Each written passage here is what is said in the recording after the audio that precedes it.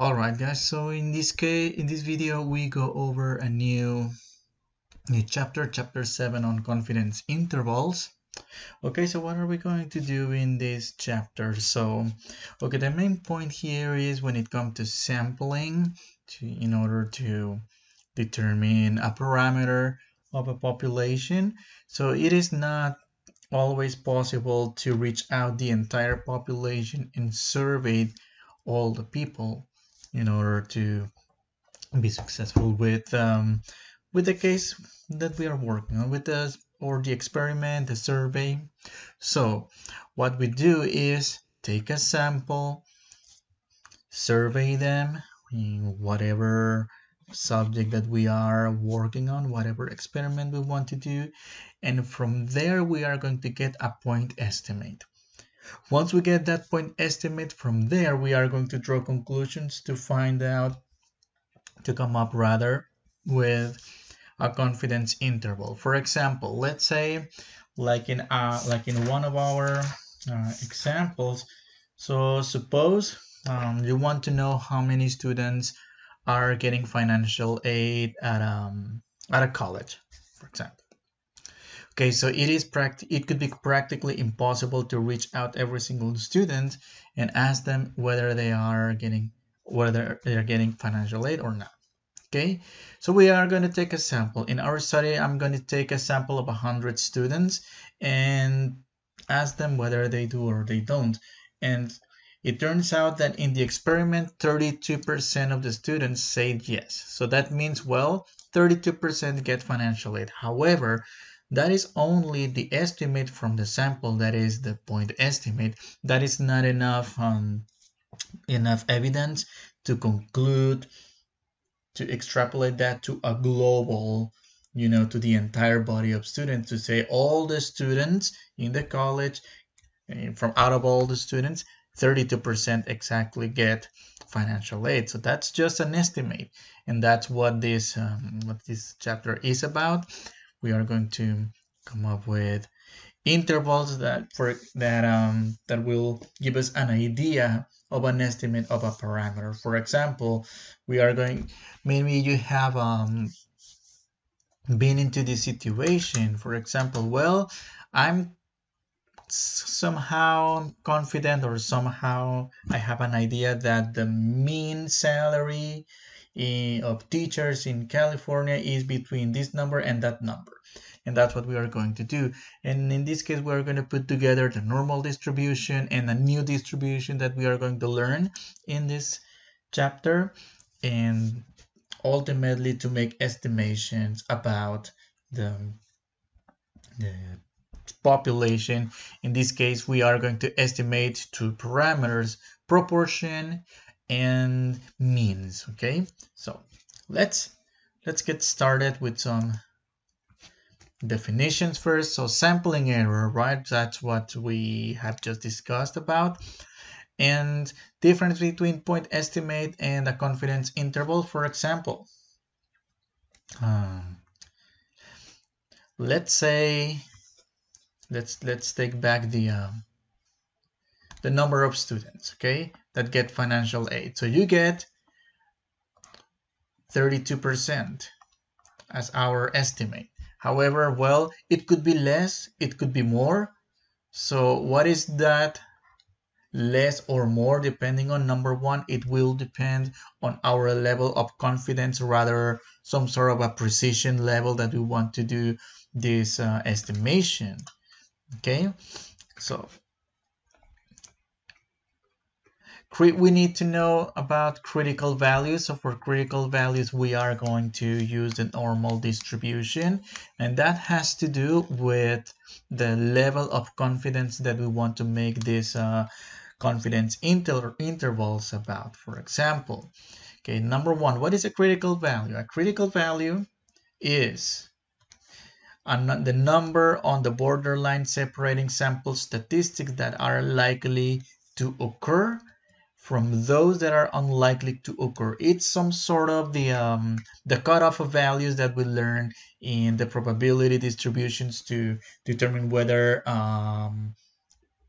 some value, some outcome could be usual or unusual, but in this case we are going to use those cutoff values to determine the lower point and the higher point of the confidence interval. Okay, so we are going to use z-scores related to some alpha over 2. What is that z alpha over 2? Let me highlight that first. Okay, this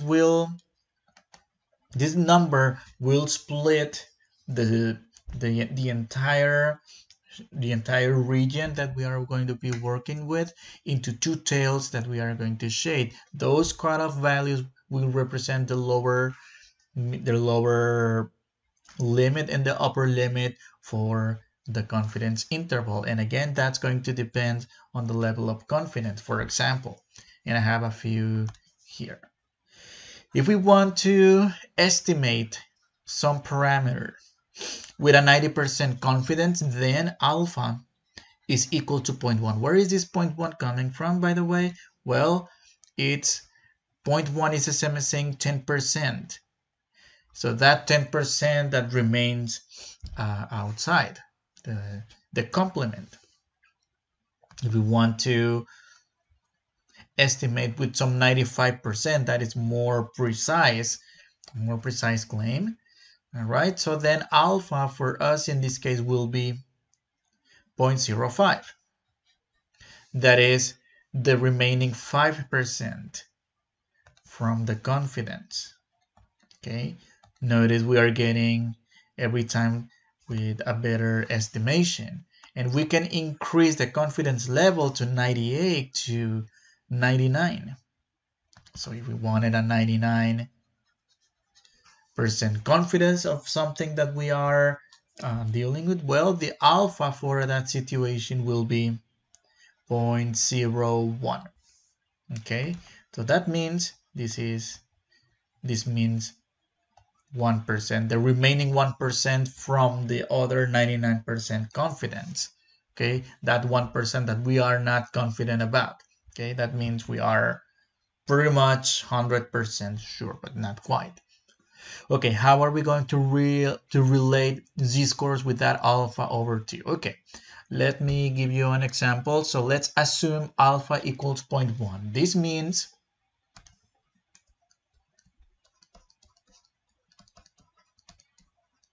%90 confidence. Okay, 90% confidence. All right. So let's shade the regions and fill in the percent and then find the z-scores associated with z alpha over 2. Okay, how are we going to do? Okay, what do we do first? Number 1, in the very middle of this bell curve, write the alpha value, alpha which is equal to 0.01. I mean 0.1, not 0.01, sorry about that. So we are going to split this 0.1 into two exact values. Okay, I'm going to do that here, I'm going to do that there, and I'm going to write that z alpha. No, not z, hold on, that's alpha over 2, alpha over 2. And I'm going to copy this because I might need this for later, so I don't have to draw it all the time. Okay, so in the very middle, this region represents the 90% confidence. Then I'm going to write with orange, this is 90%, and this will be for each side, this will be 0.05 and 0.05. Okay, let me shade the regions that we don't want. I'm going to shade it here, and over here we shade these regions right here. Okay, so okay, now we need to find the critical z-score. It's going to be exactly the same for each side. How do we know it's going to be exactly the same? Well, because look at the shape. This is perfectly symmetric, so it's okay to just to assume the same number. Now, how are we going to find that critical value? Okay, let's go to our graphing calculator, and we are going to do the following. We are going to do second vars to get the inv norm. Let's scroll down to when we get inv norm and click enter. And in this case, let's put the area of 0.05. Again, like we did on the previous chapter, we are going to ignore the 0, the 1, and the center right. Okay, I'm going to ignore that. I'm going to click paste, enter, and let me delete the center and the comma right here. The 0 and 1 you might want to keep it. It doesn't affect if you delete them or not. And the z-score critical will be negative 1.64. Okay, so negative 1.64. Okay, by symmetry we don't have to find the other one. By symmetry this is positive 1.64. Maybe at this moment you might be thinking, okay, what are we doing? Well, this is just some preparation for this calculation that we need once we get into the exercises, into the situation that we're going to run into. Now let's do another example. So in this case, we have alpha equals 0.05. That means 95% confidence. Okay, so we are going to set up some problem for a situation in which we are going to be 95% confident about. Okay, so number one, let's put our alpha in the very middle. So alpha equals 0.05, and then split that number into alpha over 2 equals 0.025. Alpha over 2, 0.025, because we have this 95% here. Okay, the other 5% is distributed here and there, and there is a critical, a standard value, z critical and z critical. Okay, so let's see. Let's find this z critical. Okay, so we're going to go inv norm. Okay, let me clear, and let me go clear this as well, and let me do the same dist inv norm. And instead of 0.05, now we're looking for 0.025.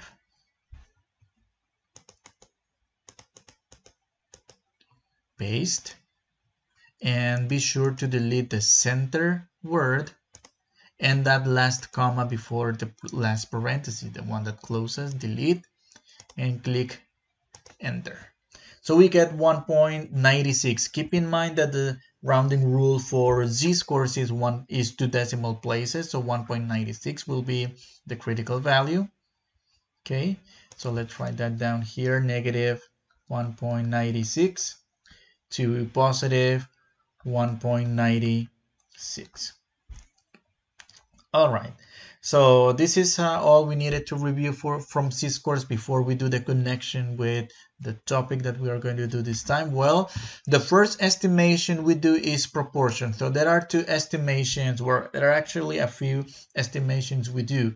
We can estimate a proportion,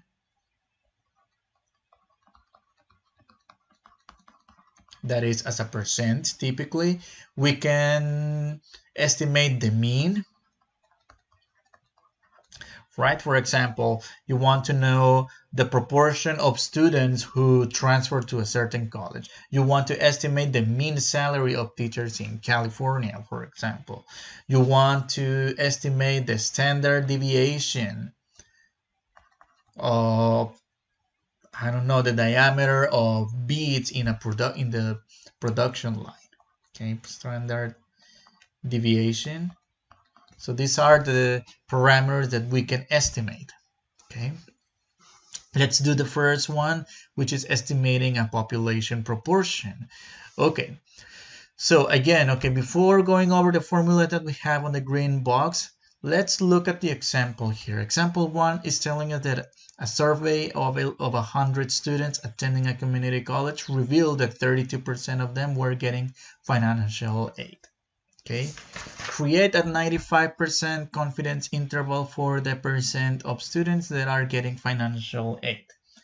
All right, so first of all, we are going to use this square box right here to write all the elements from the entire population. Big N represents the population size, which we never know, and we don't need to know. Big P represents the proportion of, in this case, students that get financial aid, but because we don't know the entire population size, we're not going to know the exact proportion, but we are going to estimate. I'm going to put green over here to highlight the quantity that we estimate. And then Q would be the complement of it. And in this case, we never know anything about the population. So what are we going to do? We are going to do the following. So take a sample, put it here. And in this case, that sample is N equals 100 students with a probability of success in this case, or not a probability of success, rather a proportion, which is 0.32. All right, 0.32, and Q, which is the complement of it, okay, which is the opposite of 0.32. Actually, well, not 0.32. Let me call this simply 32, because 32% of 100 is simply 32, and the remaining will be 68. Okay. Now, in this case, they're asking us to create a 95% confidence interval. This means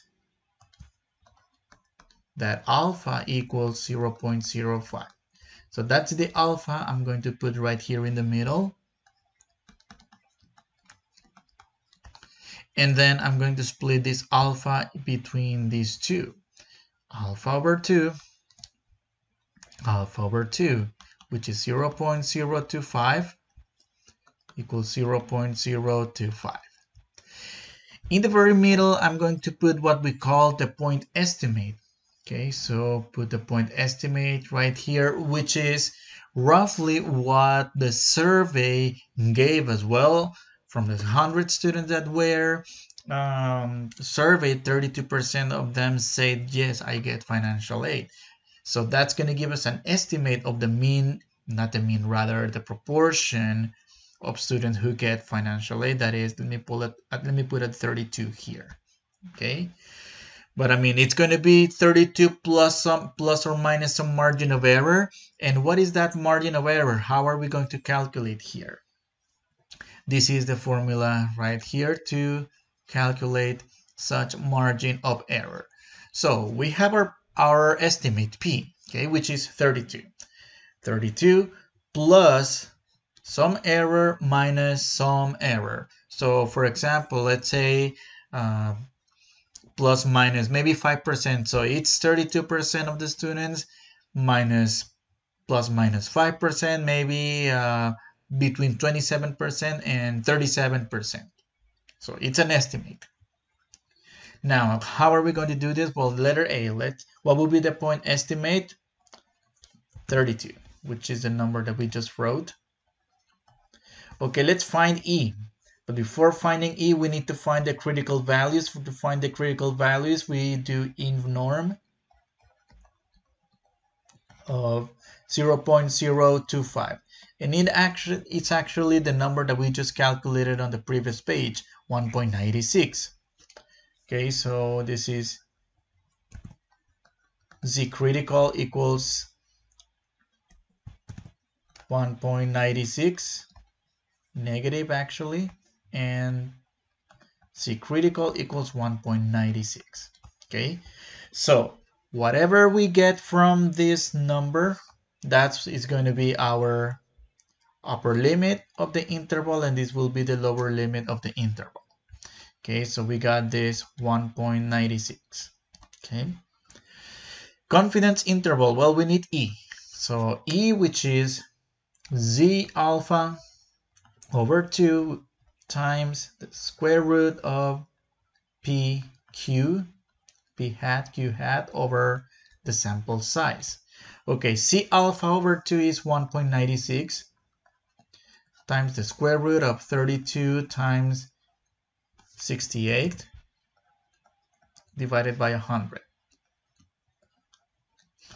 Okay, if we use a calculator here, we should get 9.14. So what is this? This means that we are going to start with 32, that is our center or our point estimate, plus minus 9.14. Okay, which is, in this case, if I subtract 9.14 from 32, I will roughly get 23. I'm going to round to integers just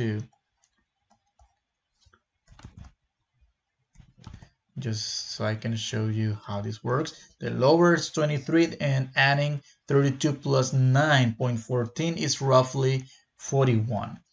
Okay, write a sentence on what you have discovered. So we need to write a sentence. Now the conclusion is we are 95% confident that between 23% and 41% of students receive financial aid. Okay.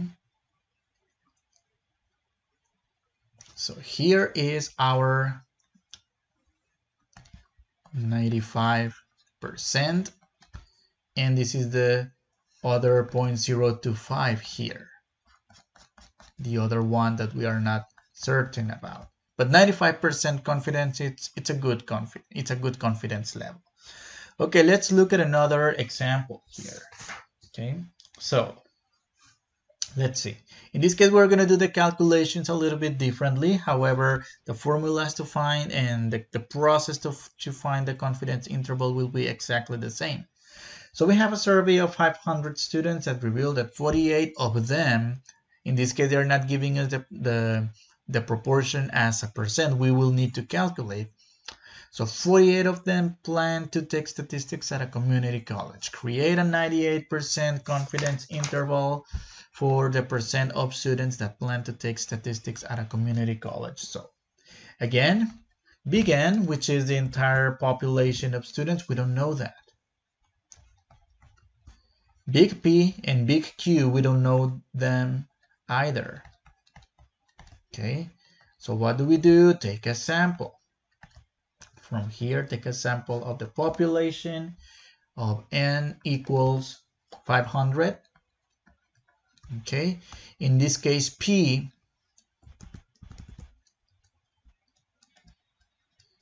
hat will be the proportion of students who plan on taking statistics at a community college. Using a graphing calculator, we get 0.096. We will refer to this number later as 9.6%. And Q, which is the proportion of students that are not going to take statistics at a community college. So that's Q hat. So that'll be the remaining, which is 452. Using a calculator, we get 0.904. okay, which is basically, we will refer to this number later as 90.4%. Okay. All right. So in this case, they're asking us to find a 98% confidence interval. This means that alpha equals the 2%, but in decimal is 0.02. Okay, let's write down our point estimate in the very center, which is 0.096, or rather 9.6%. Okay, on the left side of the tail, we are going to split this as its half, and same for the right. Let me erase this. So alpha over 2 equals, well, half of 0.02 is 0.01, half of 0.02 on the lower side, alpha over 2 equals 0.01. Okay, so we need to find the C critical for this case. Okay, so how do I find that Z critical? Okay, we're going to use the same formula using, I mean, the same 0.01, the same tool here in the graphing calculator. So let me delete the 5. So we have 0.01 and click enter. And we get in this case 2.33. Okay, round up to 2.33. So C critical equals 2.33. Actually negative because it's on the lower side, and positive 2.33. Okay, now what would be the point estimate for this situation? 9.6%. That's what the survey gave us, that 9.6% of students at a community college will go to community college to take statistics. Okay, so let's find E, which is C sub alpha over 2 times the square root of P hat Q hat divided by N.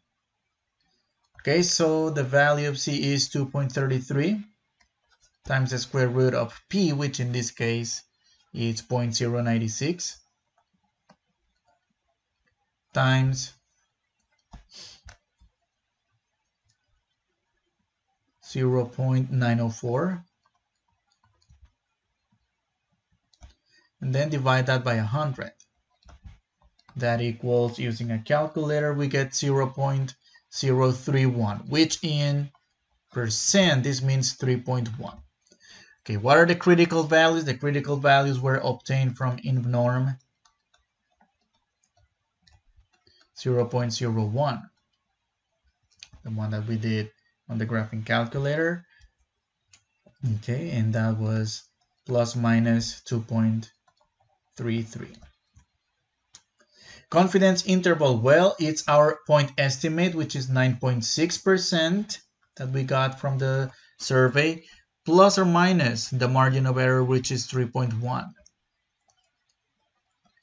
So writing this as an interval, the lower limit will be 6.5% and the upper limit will be 12.7. Writing a sentence of what we discovered, well, the way to interpret this process, this procedure, this result also is, we are 98% confident that between 6.5% and 12.7% of students plan to take statistics at a community college. Okay, so these are two examples on how to estimate population. So on the following examples, the next topic rather, we do confidence intervals for the mean. However, when it comes to estimate a mean, there are two different processes to take. Number one, when we know the standard deviation of the entire population, and when we don't know the standard deviation of the population, but we know only the standard deviation of the sample. So there are two differences, and those two differences take a different method and process to get that confidence interval. All right, so okay, so what are the restrictions to use this method? So either of the following has to be satisfied. Number one, we know for sure that the population is normally distributed, or the sample size is 30 or more. Okay, it says greater than 30, but 30 is fine. I should have written as 30 or greater. Okay, and then to calculate the margin of error, it will involve again a z-score alpha over 2, the one that gets split. But in this case, we're not looking for proportions. We use the standard deviation. Okay. Let's look at one example. So a bookstore wants to find out the mean price of textbooks and takes a survey of 50 textbooks and finds a sample mean to be 67%. Okay, and not 67%, $67. So they know that the standard deviation of all their books, that is the population of books, all the books, is $16. Use a 90% level confidence to answer the following. Number one, okay, we don't know how many books total are there. The mean, which is the mean of the population, which is denoted with the letter mu. Okay, we don't know that one, but that's what we want to estimate. And the standard deviation, we know that is 16. Okay, from here we are going to take a sample of n equals 50 books, and those 50 books have a mean price. The mean of the sample is denoted x with a bar at the top. Okay, keep that in mind. That is 67. Okay, so they're asking us to come up with a 90% confidence interval. That means that our alpha will be the remaining 10%, which is in decimal form 0.01. If we split this into 2, we get alpha over 2 equals 0.05 and 0.05. And the mean of it, the point estimate. What is the point estimate? This one right here, the mean that we got from taking a sample of 50 books, because that mean it's not going to be the mean overall of all the textbooks at the bookstore. That is just some estimate. That's a point estimate. So it's going to be $67 plus and minus some margin of error that we are going to calculate. Okay. Now the question first is, does the survey satisfy at least one of the requirements to use the z-scores? The answer is yes. Number one, the sample size is greater than 30. Even though the population of books is not normally distributed, as is the other requisite for the other restriction for us to be using this method. Well, in this case, it is at least the sample size greater than 30. Okay, otherwise we wouldn't be able to use this method, so we use another different method. Okay, so what are the critical values we will use for this interval? We do in norm of 0.05. Okay, so let's go to the graphing calculator and calculate that critical value. So let me go up, copy, paste, and instead of 0.01, it's 0.05. Okay, click enter, and 1.64. It's our critical value. Okay, so Actually, plus minus 1.64. Why do we do the 1 plus minus? The plus minus, well, because in this case, the shape is perfectly symmetric. There is another distribution called the chi-square distribution that we are going to look at later. That is not asymmetric, and in that case, we need to work differently. And well, you'll see when we get there. So Z critical, the upper is 1.64. Okay, so the margin of error E, Z alpha over 2 times sigma divided by the square root of n, the sample size. Z alpha over 2, which is precisely this number right here that I'm going to highlight with yellow. You don't have to put the plus or the minus. Ultimately, we're going to use that E at the end.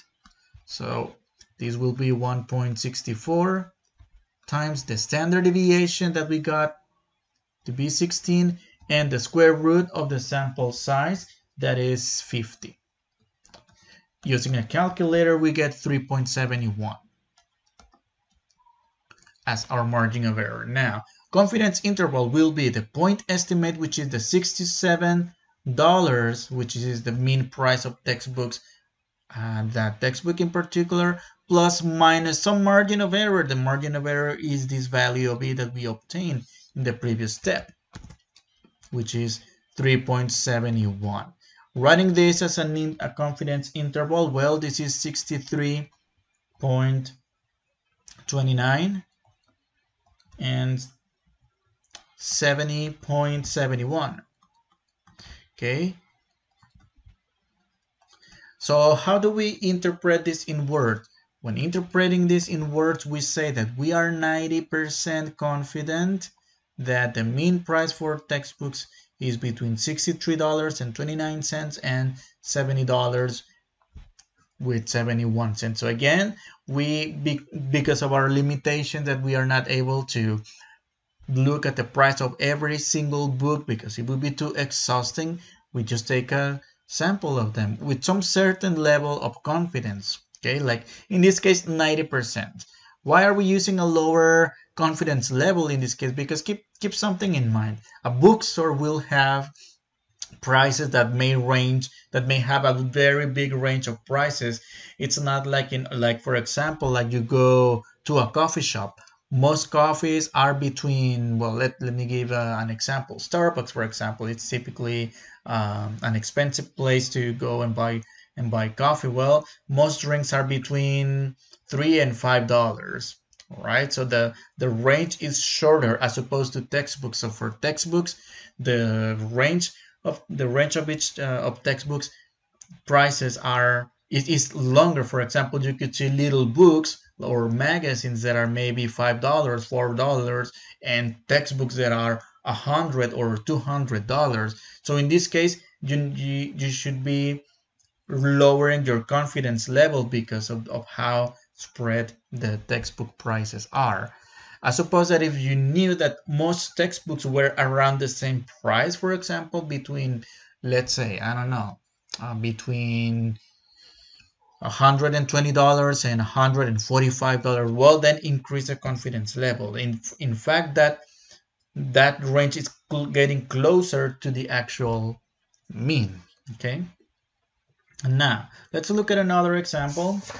In this case, we have a college that would like to determine the mean income of students.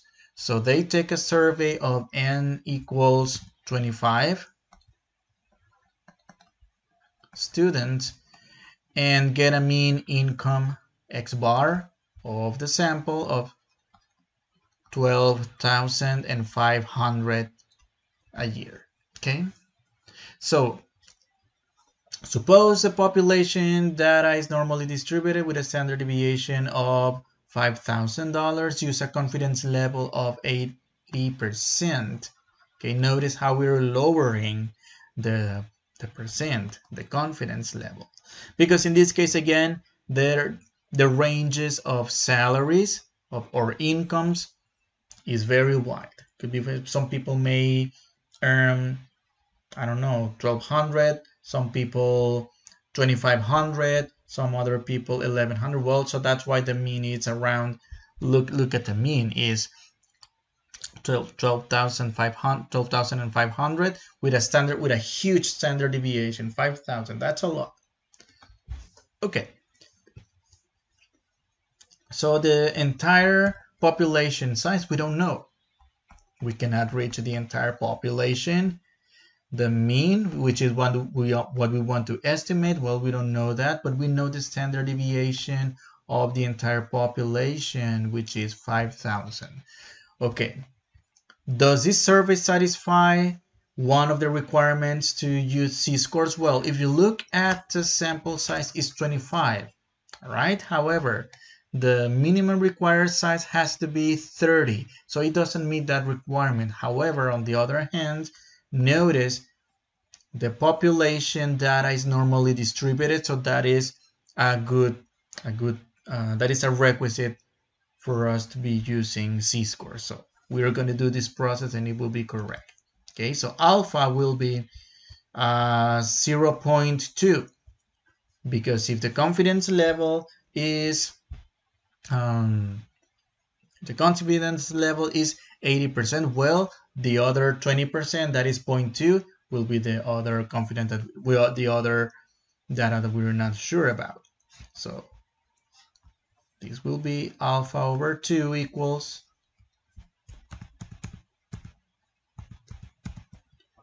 alpha over 2 equals 0.1 and alpha over 2 equals 0.1. In the middle, we are going to put our point estimate, which is the mean of 12,000. Actually, 12,500. Okay, so let's find the Z critical for 0.1, Z critical for 0.1. So we are going to use the graphing calculator using inv-norm for 0.1. Okay, so let me copy this one, and let me just delete the 0. So 0.1, 1.28 is our Z critical. So negative 1.28 and 1.28. So the critical values are obtained using inv-norm of 0.1, in this case plus and minus 1.28. So yes, here population normally distributed.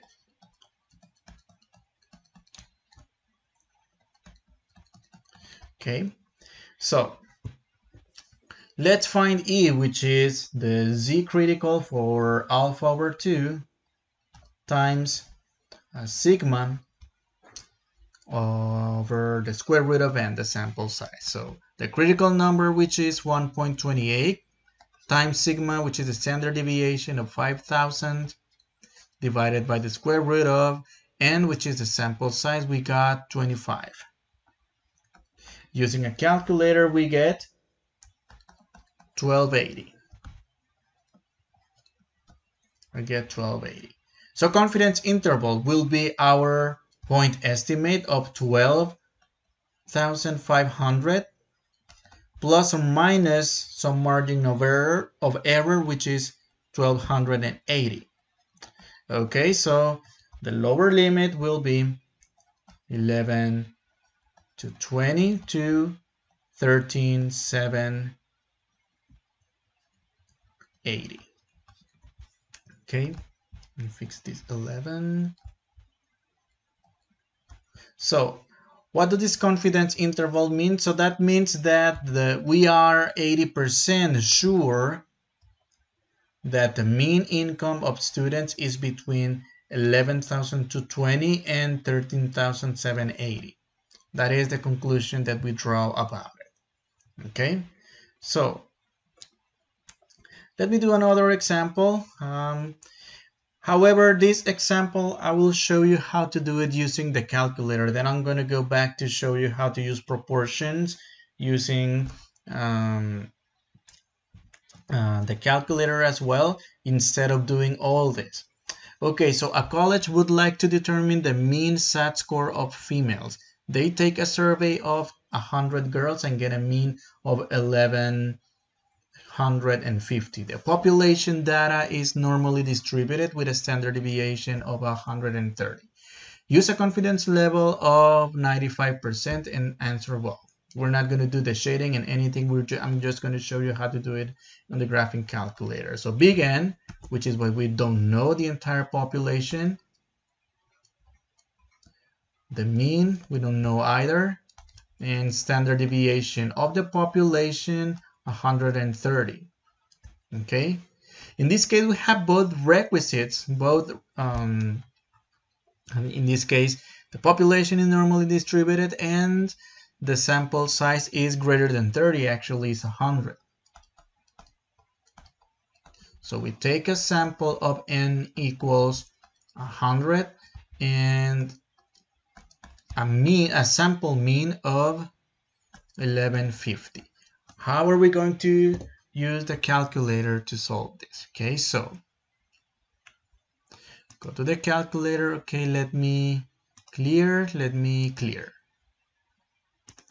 Okay, so we're going to go to stat, then click twice to the right until you reach the tests. We're going to scroll down until we get the Z interval. Okay, in this case we're going to scroll one to the right to get the stats, click enter, and this is what we do. We input the standard deviation from the population, which in this case is 1500. No, not 1500. Let me delete this. It wasn't 1500. It was 130 points, the standard deviation. X bar, which is the mean of the sample. The mean of the sample, that's the 1150. And N, the sample size, which in this case is 100. The confidence level, okay, be careful here. In this case, they're asking us for 95%. Well, 95%, we put 0.95. We don't use alpha like 0.05 or 0.1 or 0.025. No, in this case, we use the confidence level, the percent that we are required to find for, but we change that to decimal. So 0.95, and all we do is calculate. And that's what we get. Okay, so 1124.5 and 1175.5.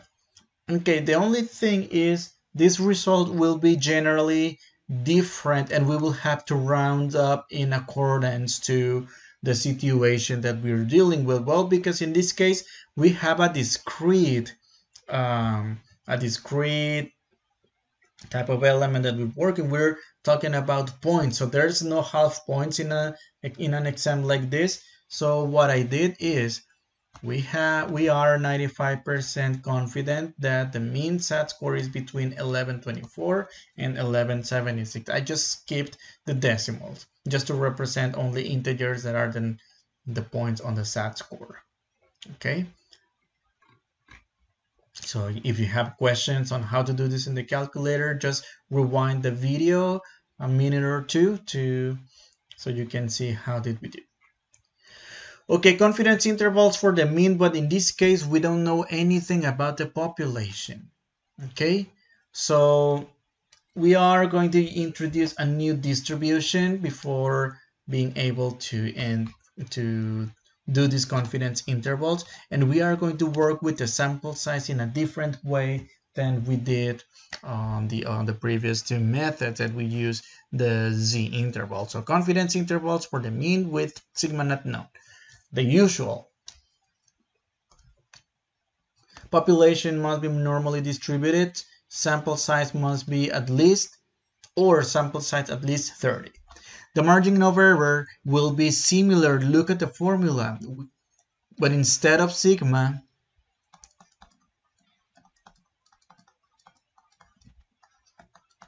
Instead of sigma, we're using S, which is the standard deviation of the sample. Keep in mind those two symbols. The Greek letter lowercase sigma is for the standard population, the standard deviation of the population, and the lowercase s is the standard deviation of the sample only. And then notice the new letter, instead of a z-score, we are going to use t-scores. Okay, so in this case, for critical values, we are going to use the new scores called the t-scores, not the z-scores. So the t-distribution. So let's describe what the t-distribution is. Remember the normal distribution. We define the normal distribution in terms of a huge integral, a really ugly looking expression that I told you, no, we're not going to use any integrals because not everybody has taken a calculus class. The scope of this course doesn't, or rather taking this course doesn't necessarily require to take a calculus class. And even if you knew calculus, the type of integrals that we need to solve for that problem will require a more advanced techniques like the gamma function and other techniques, okay, that are not taught in a regular calculus class. And notice here, yes, this is a gamma. This is related to the gamma function. That gamma function would even be more integrals. So we'll have integrals here and there, but we're not going to do that. But I wanted to give you the actual formula for the t-distribution in case you want to know how it looks like. Okay, now just like the normal distribution, well, again, we're not going to use these integrals. We're going to use, well, if we were in the classroom, I will show you how to use a table to get those values. However, because we're not in the classroom, it's hard to switch between one book and another and show you the table. So we're just going to do it using the graphing calculator. Okay, so we can skip this, we can skip this for now, but to get critical values, we're no longer going to use the inv-normer command. We're going to use something called inv-t. So where is this new distribution coming from? Well, it's called the student's t-distribution as well, and it was developed by an employee at the Guinness Brewing Company in Ireland back in the day in 1908, and he published his finding, his work, using not using his name, actually. I guess he didn't want to get credit for the math discovery, or actually the math he did for this new type of distribution. So he just called himself the student. Okay, so that's why this distribution is known as the student's t-distribution, and it uses t's instead of z's. Okay, let's look at one example. So in this case, the college wants to determine the mean number of units students take per semester.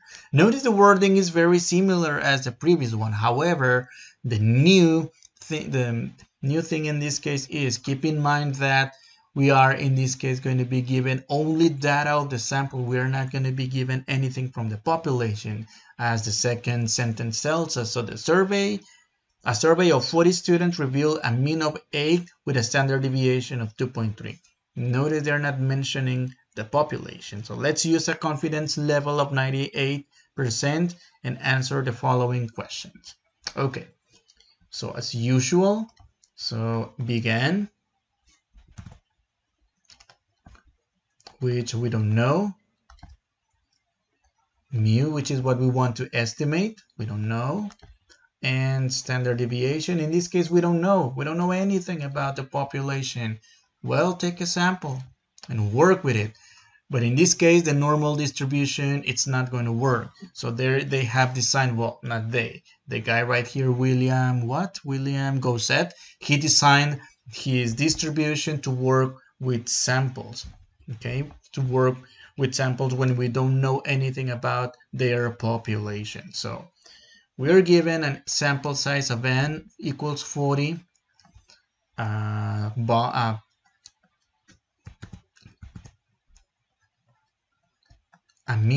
sample mean of 8, and a standard deviation s, no longer sigma. of 2.3. Okay, now okay.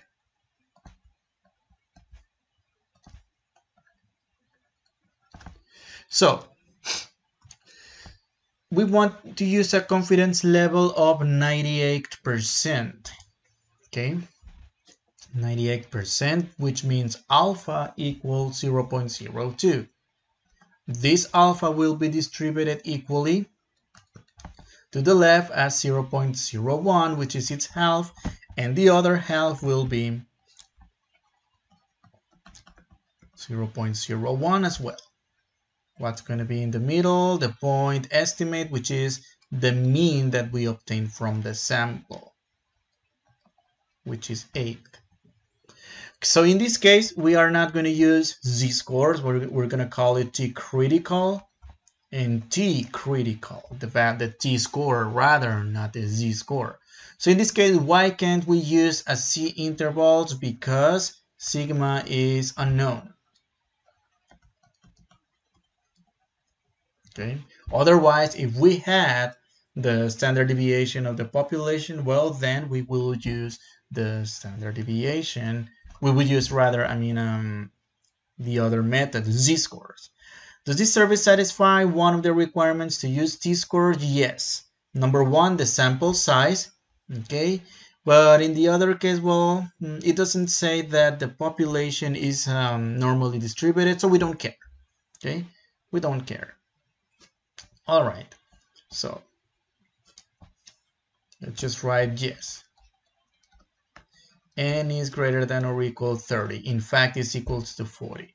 So let's find the margin of error. So in this case, T alpha over 2, okay, which is multiplied by the standard deviation of the sample times divided by the square root, not times, divided by the square root of the sample size. How are we going to find the critical value for the t-distribution? So again, in this case, this is going to work differently. Let me go up here. So in this case, we introduce the term degrees of freedom, which has to do with the sample size. So in this case, the degrees of freedom, okay, I'm just going to say the degrees of freedom is a fancy way to say sample size. So this distribution works differently. So N, again, is 40. So the degrees of freedom equals 1 less than the sample size, which is 39. So now we are going to go to our graphing calculator, and let me write that here. Okay, so let me clear and clear. So I'm going to go stat test. Well, no, not actually not this one. Clear.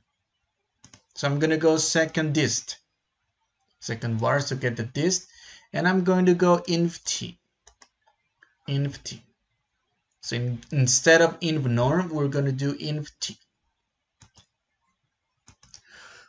Okay, so we go second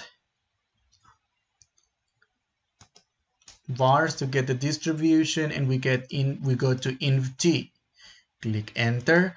So in this case, for area, for the area, we put the area to the left. So in this case, if we want a 98% confidence, well, let me go back to the picture here.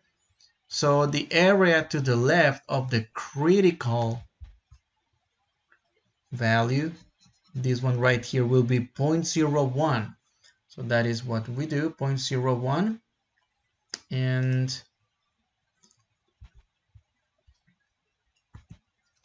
0.01 and paste.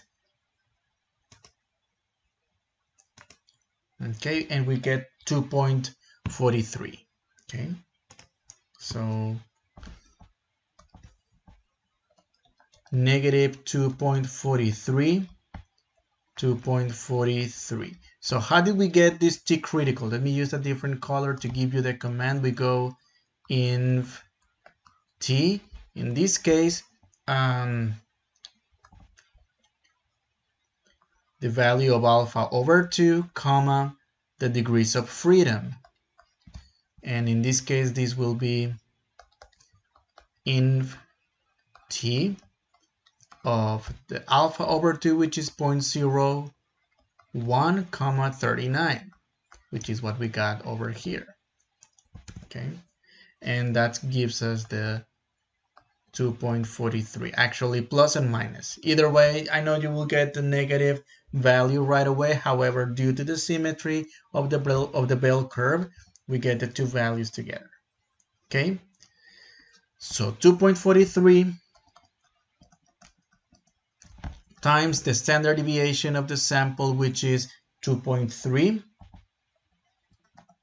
divided by the square root of 40, which is the square root of the sample size. And using a calculator, we should get 0.88.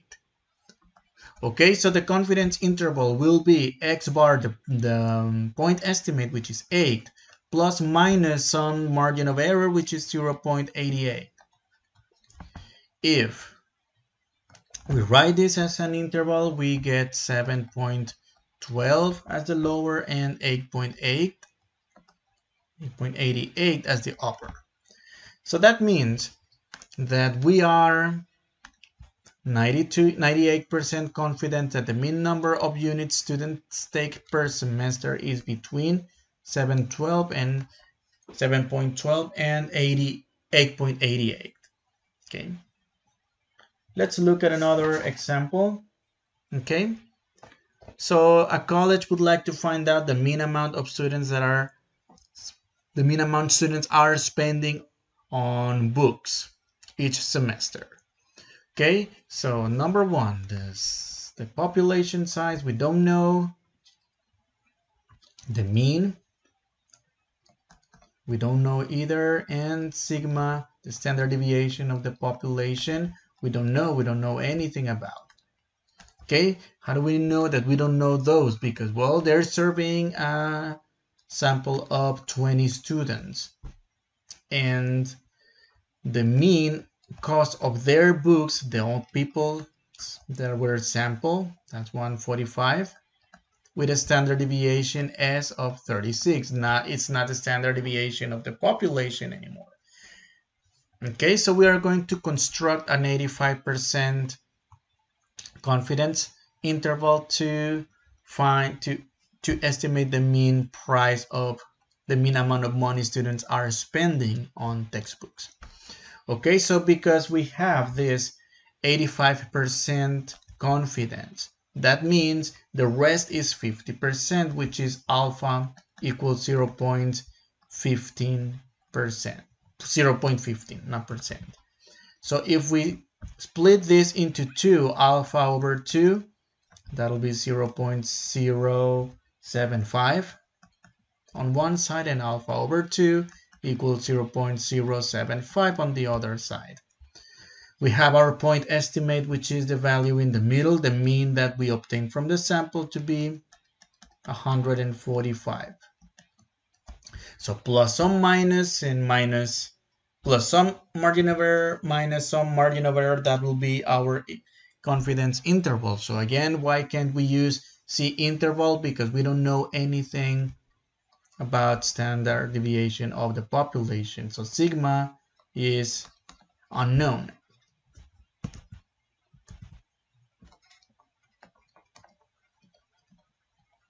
Okay, does this satisfy one of the requirements to use t-scores? Okay, let's find out. Well, the sample size is 20. Okay, so that's a very small sample. However, we know for sure that the population is normally distributed. So that's good to go. That's a good to go. So yes, population normally distributed. All right, so let's find t alpha over 2 times s over square root of n, that is the margin of error. Okay, but we need to find t alpha over 2, so which is the critical. So t critical will be let's use a different color to show you how to get that. It's inf t of 0.075 comma 19. 19 is the degrees of freedom. So in this case, it doesn't use sample, it uses sample size, it uses degrees of freedom, which is one less than the sample size, 19. Okay, so now let's use the graphing calculator to get this done. So inf t, let me just copy this, 0.75 comma 19 close parentheses and click enter. So 1.50 is the critical value, plus minus 1.50. Okay, so negative 1.50 and positive 1.50. Okay, so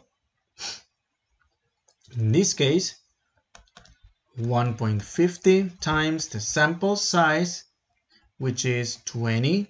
No, wait, no, not the sample size. S is the standard deviation of the sample, which is 36, divided by the square root of the sample size, which is 20. Using the calculator, we get 12.07. Okay. Now, confidence interval. Well, so the mean price is 145 plus the margin of error of 12.07. Writing this as a confidence interval, as an interval form, we get 132.93 and all the way to upper limit 157.07. What is this? What does that mean? Well, this means that we are 85% confident that the mean amount of students are spending on textbooks is between 132.97 and 157.07. Okay, that's what we get. Of course, it's hard to reach the entire population. That's why we do an estimate in the form of an interval. And the last example, okay, so we're going to look at an example in which we have to compute the mean and the standard deviation. Okay, so how are we going to do this one? Well, I believe I lost that page again.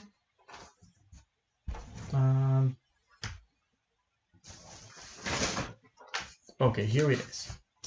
All right, so what are we going to do? Oh, so the situation here is the football coach randomly selected 8 players and timed how long it took to perform a certain drill.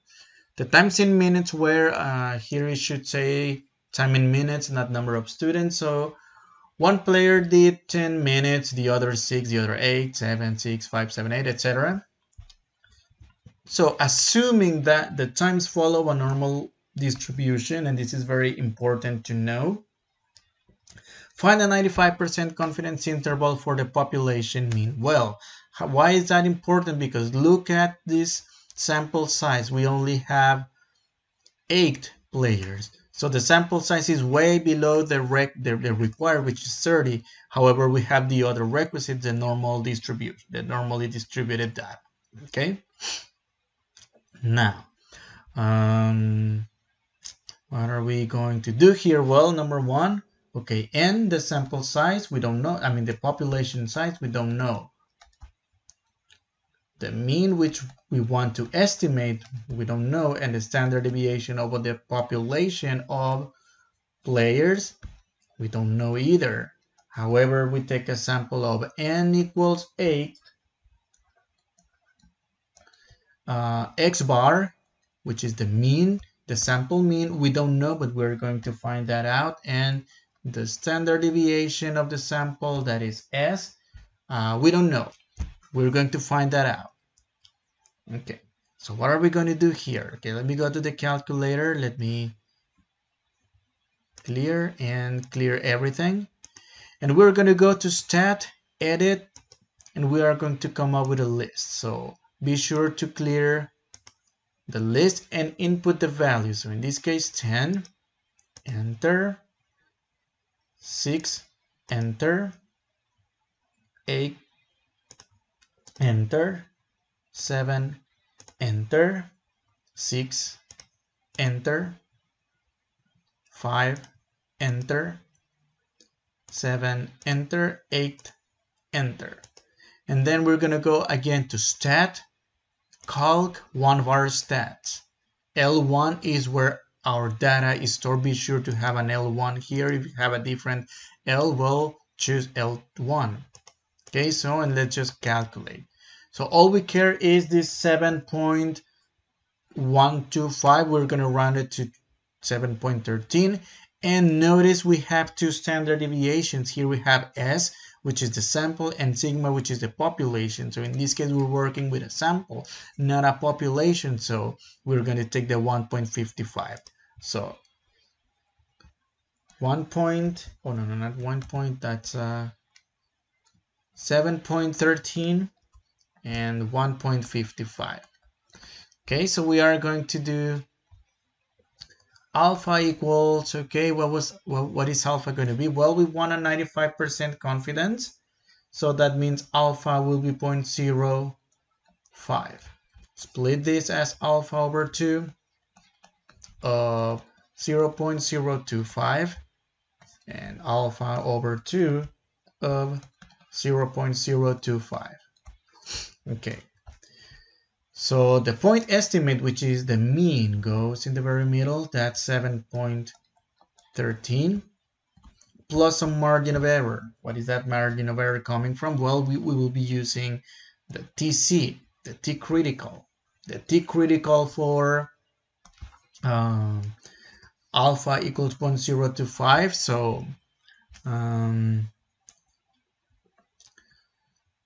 So inf T of alpha over 2, which is 0.025, comma, the degrees of freedom. So in this case, the degrees of freedom will be the sample size minus 1, which will be 7. Okay, 7 and 7. Let's compute this on the graphing calculator. All right, point, let's clear. Second vars to reach the inf T, the distribution, 0.025,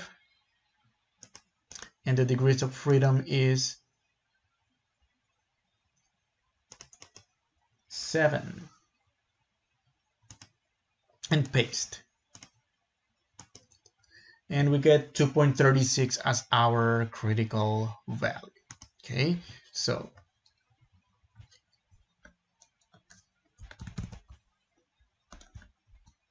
negative 2.36, 2.36 positive.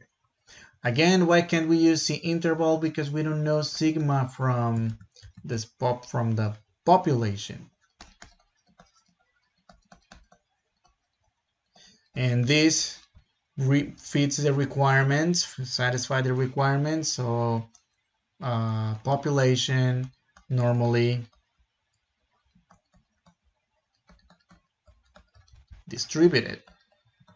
So E, which is T alpha over 2 times S divided by the square root of N, which equals 2.36 times the standard deviation of the sample, which is 1.55, divided by the square root of 8, which is the sample size. And using the calculator, we get 1.29. And that's the margin of error. So 7.13 plus 1.29 and 7.13 minus 1.29. I should have done this picture earlier to get a better understanding. So that's ultimately what we're doing. So 7.15 plus or minus 1.29 which equals as an interval 5.84, actually 80, yes, 84,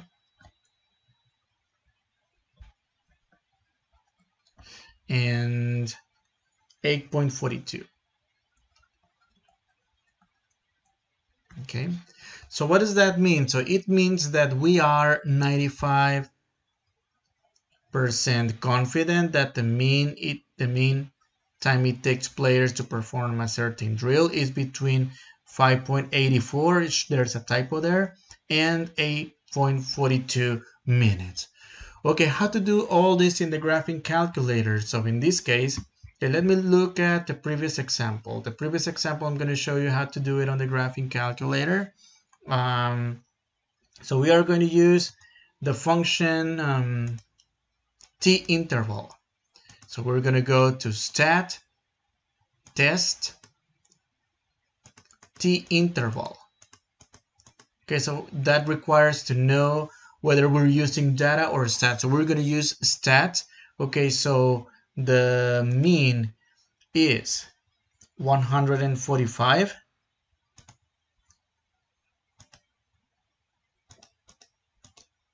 The standard deviation of the sample is 36. That's where we're looking at example 2. What was it again?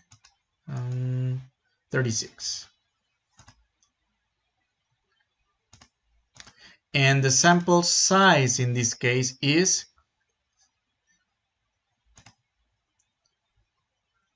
20 is the sample size. Okay, no degrees of freedom here, only sample size. That's 20.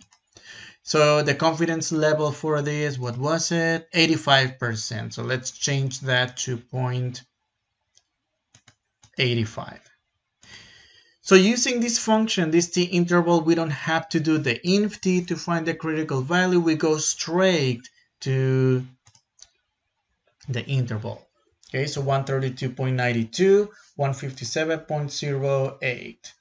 So you will get different numbers, very slightly different numbers than what we do by hand, and I guess that's due to the rounding and all that. Okay, but essentially you should get the same. Okay, 132.97, 157.07. Okay, let's compare. Okay, by 1 cent on one side, right? So that's how we do for the t interval. Okay, let me go back to one of the problems for proportions. Okay, so let me go up here to show you how to find. Okay, a college would like to determine it. So that's example 2 on page 6 for proportion. So we want to estimate the proportion of students in oh no, that's mean. No, never mind. That's not, yes. Let me go up here. Okay. Let me go and see the first example. Okay. A survey of 100 students attending community college revealed that 32% of them were getting financial aid. Okay, create 95% confidence to estimate how many students are getting financial aid. That is the proportion of students. So we are going to go to the calculator and okay, first let me clear, and we go stat test, and we're going to go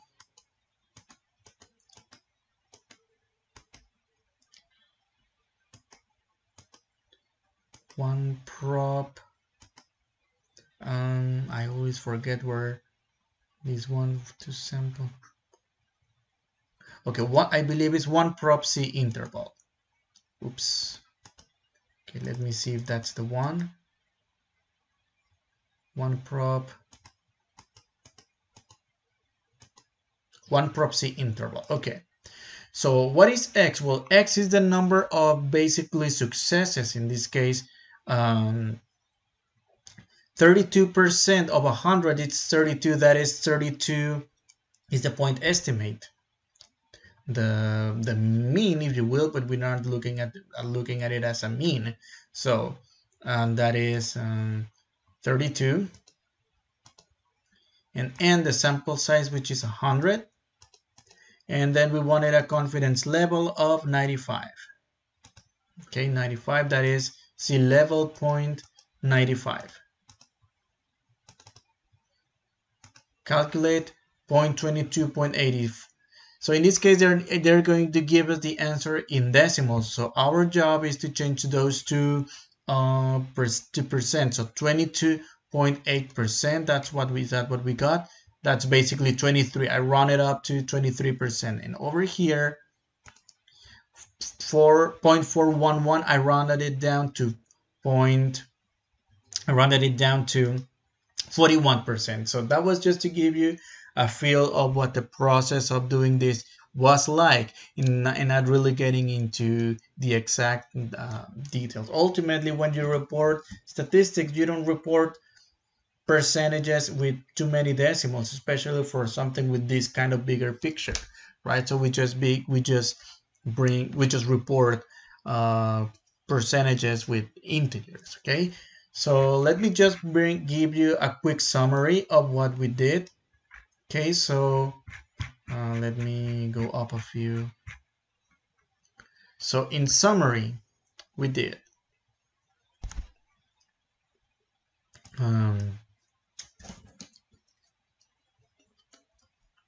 estimate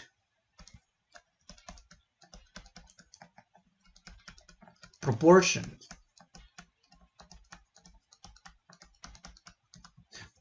We use z-scores.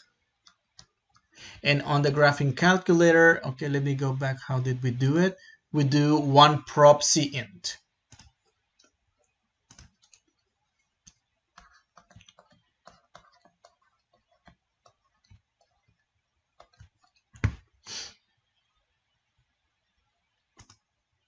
Cint, okay. For estimating,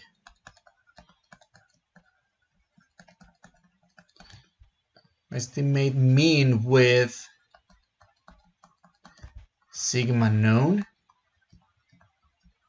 we go to stat, test, we go a few ones down, z interval.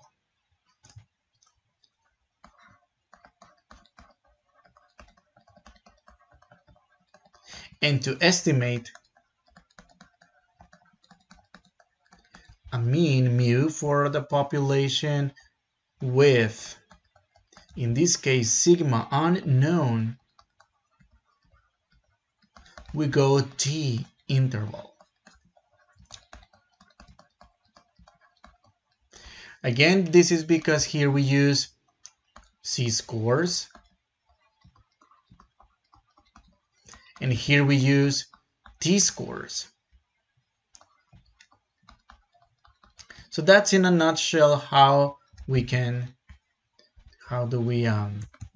do estimation. So we estimate proportions, we estimate means, but in estimating means, there's two ways, two different methods, one when we know sigma and one when we don't know sigma. Okay, so this is the end of the chapter. That's all we do. So I'll see you in the next video. Okay, bye.